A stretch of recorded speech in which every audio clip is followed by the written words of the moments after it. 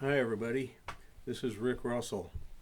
I'm going to do something a little different from my usual slideshow music format on this channel tonight.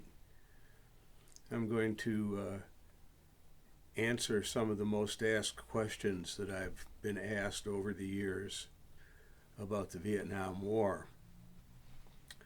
Now, for about 20 years, we had at the local high school a Vietnam Vets Day. A friend of mine's wife was a really good history teacher, and she invited me, and we would invite other veterans every year to come and speak to the students, to answer their questions, to tell them what we had experienced, and so forth. And so during this, for a number of years, there occurred a number of questions that were asked to me, and I could count almost on them being asked at almost every class that we did. And we'd have about 3 classes worth of students, or around 100 students, in one of the larger, one of the assembly rooms. And they would come in, and we would start off with, each one of us would tell just a little bit about us, our experience, to give them kind of a introduction. Mine would go something like this. Hi, I'm Rick Russell, Milford High School, class in 1966, at which we'd almost always get a laugh out of the students. And I served with the 2nd Battalion of the 9th Marine Regiment in Vietnam in 1967 as a combat infantryman and a fire team leader, and also a squad leader briefly. And our job was to search and destroy. That was to search out the enemy, destroy him and or his will to resist. And to that end, we burned down, blew up, or destroyed all structures, vehicles, crops in the field, foodstuffs, anything that could be used by the enemies, all the animals in the fields, and we, in search and destroy, we also were in free fire zones, which meant we killed anybody that we saw on sight. And of course they did the same to us. And so I would give them this little introduction, and it would kind of surprise them a little bit, because most of them hadn't ever been acquainted with anything like that. And so they would start asking questions. Now, almost always at every class, you could always count on at least one cocky, outspoken boy, usually, that was trying to impress his peers. So the one question that I was asked the most often, and it's in a glib and sarcastic manner that they would ask it. So they would ask me, how many people did you kill?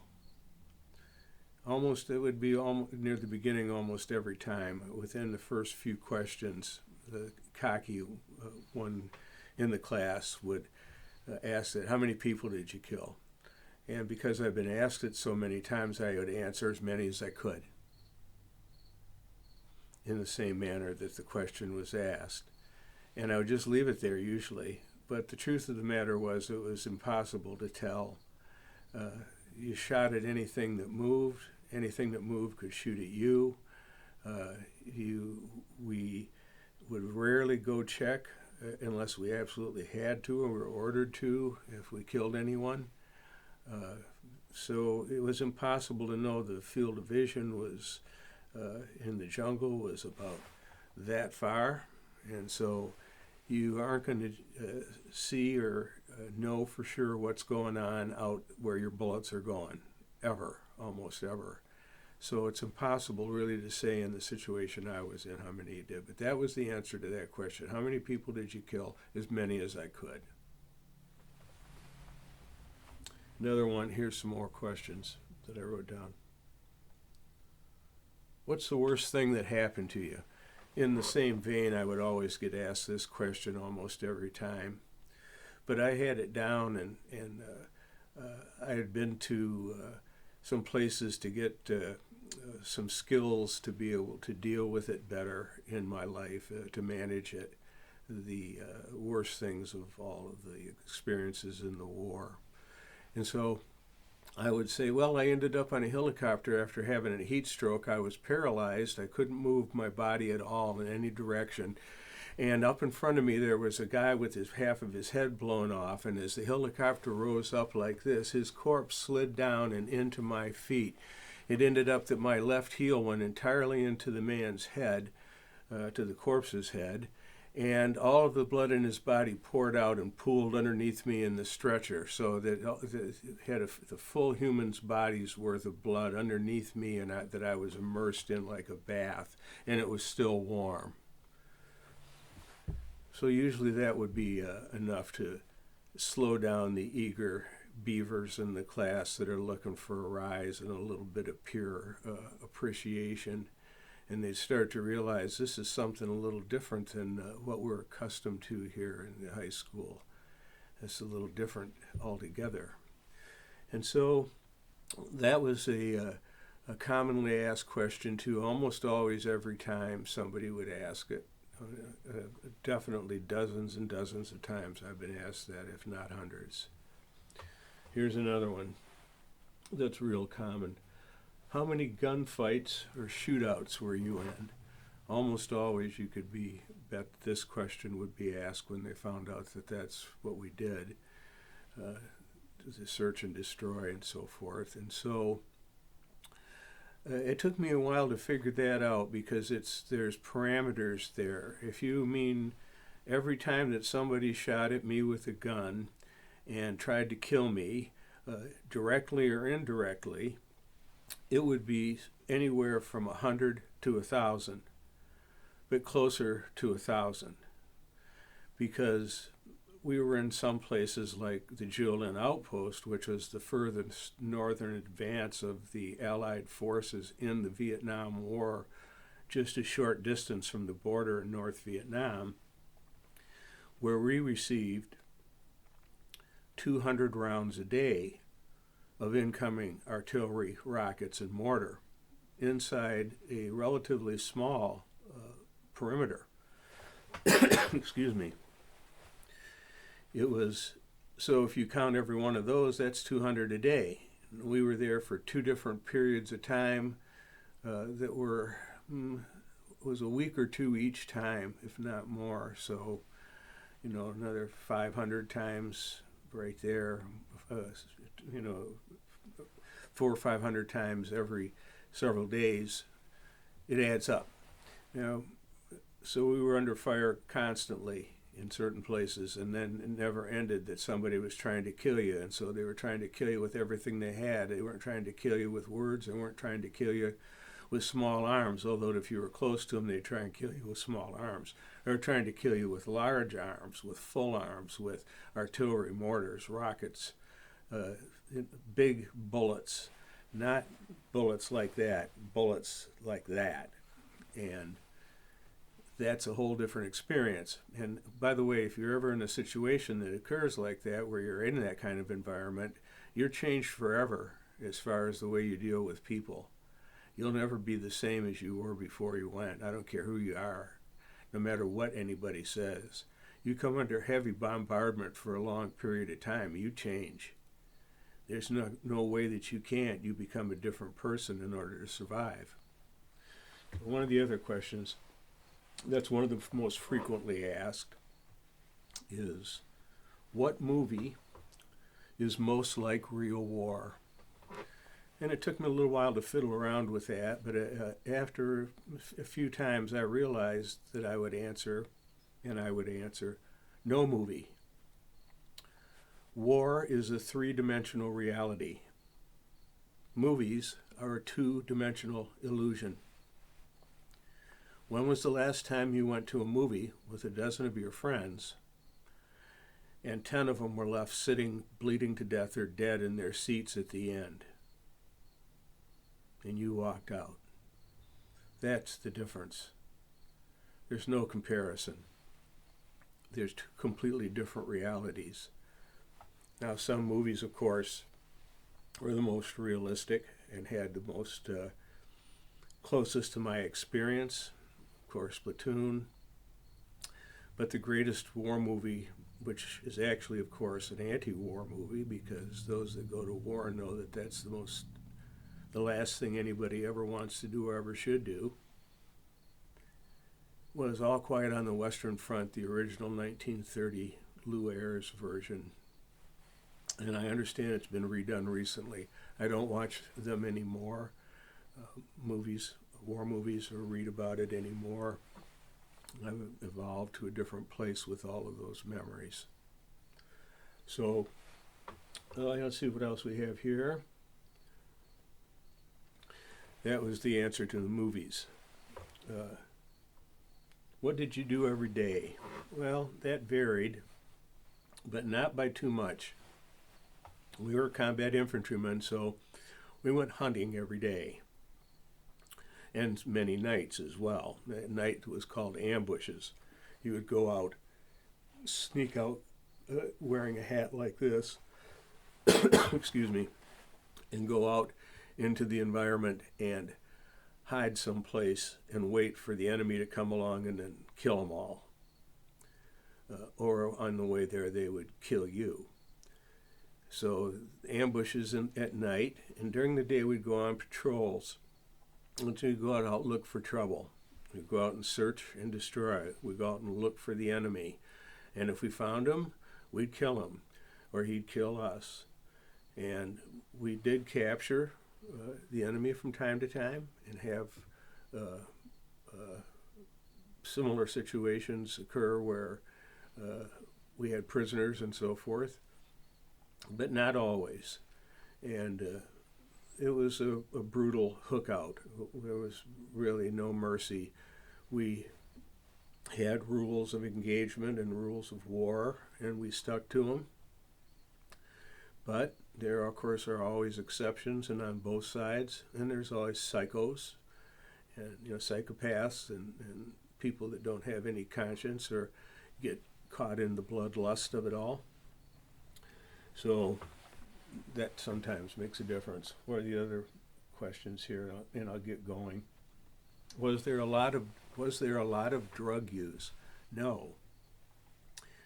There was. We had marijuana, really, really good marijuana from the Golden Triangle, and but we did not smoke or do any drugs of any kind when we were in the field, and we were almost always in the field. So 20 to 25 days out of 30 days, we were in the bush, out hunting the enemy on patrols at days and ambush at night, and sleeping outside and under the stars every night. So we would only engage in any beer, which we could never get, rarely get, and if we did, it was real poor quality, and it was always warm. But we never got very much of that, but we could get marijuana once in a while, and it was available, but not readily, but we could get it. But again, maybe only 1 or 2 days out of a month, if that much. Was anybody doing anything like that? And the same with drinking. It just didn't happen very often there. We were much too busy, much too engaged. When we'd come back, we'd have to be re-outfitted. All our clothes would be rotten off our bodies. We'd be stinky, terrible looking, terrible smelling, worn out after 25 days sleeping on the ground every night, ripping through the jungle every day. Between boredom and ballistic bullshit, being shot at, and so there wasn't much opportunity for it. We didn't really do it. There was actually there's always exceptions to anything, and there was one guy that I remember very well who could not stop, didn't want to stop smoking dope in the bush. And he was warned and warned repeatedly. And by that time, I was in the rear and was a driver. But I knew him and I knew everybody else. And so I warned him. me too. I want to say you can't do that out there. You're a liability to the unit. It smells. You can smell it for a long way, and anybody who's been around, and they all have there, can tell what it is, and gives away your position to the enemy. Not to mention you're, stoned, and you need to be on your edge and be ready to fight at all times, even when you're asleep. So, no drugs. Very little.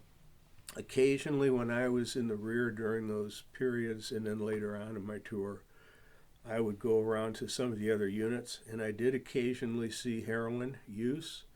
People that I knew were using heroin in a tent, out of the way, but I knew what they were doing, and everybody else did around there. It wasn't in the group that I was in, and I didn't really know the people. I knew some of them, but I didn't really know who they were or individually or anything. So not much for us. It's really overblown in the media and so forth for what we were doing. Would have been impossible. It was life-threatening. What happened to him was that he ended up I ended up going down. I identified all the dead, and so I would go because I knew them all.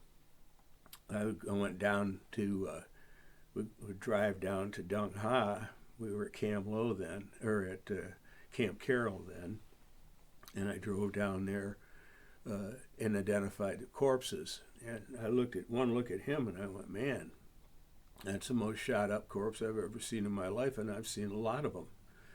He had dozens of bullet holes in him, and there was even bullets laying on the stretcher around him, 2 or 3, I think, anyhow. And I knew right away what had happened. He hadn't listened to what they said, and they killed him. So you did not do that in life and death situations. People that have never been experienced those type of things don't understand that type of logic. But if somebody is a definite liability to the unit, then he's risking all of their lives. And it's a high price to be paid for that kind of shit in a war zone. The highest price. Let's see, I got a couple more here and then I'll get going. What was the wildlife like? The flora and the fauna and the wildlife. Get asked that all the time. I'll close out with that. We had a lot, because it's mainland Asia in Vietnam. It's a continent, not an island like Hawaii or any of those places that are limited actually in their flora and fauna from what comes floating up to the islands. The mainland in Asia, in the tropics and subtropics there, Vietnam, tropical in Asia, is replete with full jungle up in the mountains has full canopy and is never always perpetual darkness underneath it, just even in the hottest and brightest day. That's full jungle. It's absolutely just like in the movies. But then there's the intermediate jungle that's in between, that's even way thicker and much more difficult. The lower you go in elevation, and then you go down into the highlands and the midlands there, and then out to the sea. And so in that, there's a lot of different animals and creatures, and including some of the most dangerous vipers, snakes in the world. A lot of scorpions. If you took your boots off, you always had to check them to see if a scorpion had got inside, and you had to be careful lifting things up. They had some centipedes that were almost a foot long, 11, 12 inches, 10, 11, 12 inches long, and that thick, and had legs that long, and made noise like when they walked. I'll close this out, this narration and these stories out that I've done with the students. With this one, there were also big cats there. There were panthers and tigers. I saw one dead panther that the machine gunners had shot because it was lurking and came up on them, maybe looking for a meal. And they killed it. But I saw 2 live tigers also while I was there. But I heard a lot more because the tigers would always, and the big cats, would always come toward the sound of gunfire after, 50 years of warfare in that part of the world. They had learned that when they heard gunfire, wherever that came from, there was going to be fresh meat in the form of dead soldiers. So you'd be out in a position on a patrol in a pretty thick jungled area, and you hear, here and then back over there, and then back over there. So it wasn't just the enemy. The environment over there was pretty hostile as well when you're out there in the middle of it. So anyhow, that's a longer than I wanted to have it. Rundown on several of the most asked questions that I would be asked during the 20-some years that we had Viet Nam Vets Day out at Milford High School here in town with Judy Hill's class. She was a great teacher. She's unfortunately passed away now, but I'm sure there are many hundreds, if not thousands, of people who very well remember that. We had a lot of different veterans. I just ran into one the other day I hadn't seen since then. So it was a good experience in a lot of ways and a good way in dealing with things. We didn't not answer one question. We answered all the questions. Maybe if they were glib, we'd answer them glibly, but we answered every question. Thanks, everybody. Have a good day. God bless you. Goodbye.